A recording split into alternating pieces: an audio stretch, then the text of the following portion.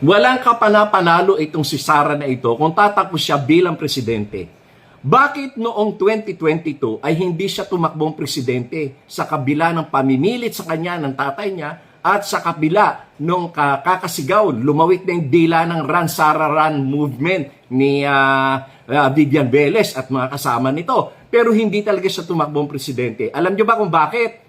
Kasi nagpa-survey noon ang Malacanang noong 2021, latter part of 2021, nagpa-survey ang Malacanang at hindi nila ginamit itong Pulse Asia o SWS. Ang ginamit nila sa survey ay itong kanilang mga congressman na panig sa kanila at pinag-survey sila, yung tinatawag na internal survey sa kanilang mga distrito. At doon ay nalaman ko ang naging resulta sapagkat maraming mga congressman dyan na mga kaibigan ko rin at pinarating nila sa akin ang magandang balita na doon sa kanilang internal survey na inutos ng Malacanang ay ang number 1 ay si BBM at ang number 2 ay si Leni. Ang number 3 ay si Isko. Pang-4 lang si Sara. Kaya nga tigas ng kakatanggi niya na tumakbong presidente kasi wala talaga siyang pag-asa. At siya ay pinipilit lamang ng kanyang tatay at posible na dadayain nila sa Smartmatic. Pero hindi talaga nagtumakbo si Sara kahit na nagkaroon pa ng nationwide na Run Sara Run movement. Hindi pa rin talaga siya tumakbo. At siya ay tumakbo at nag-file ng candidacy as mayor of Davao City.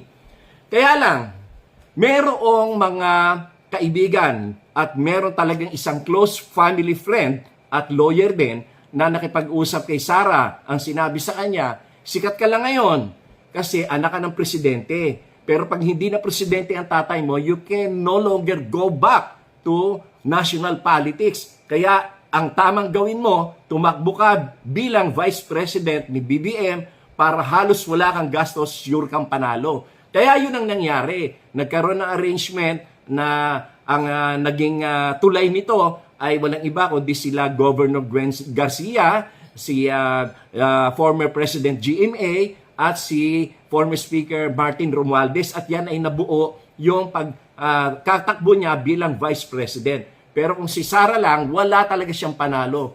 Wala tang panalo kung siya ay tatakbong presidente. Lalo pa ngayon na lumabas yung mga anomalya dyan sa confidential and intelligence funds at yung kanyang kapabayaan bilang Secretary of Education at lumabas yung katotohanan na siya pala ay walang alam, boba at tanga. Kaya lalo lang na hindi siya mananalo dahil ang mga tao ngayon alam na ang karakas niya. Alam niya na wala siyang kapasidad. Wala nga siyang nalalaman kung ano ang nangyayari sa mga gobyerno natin .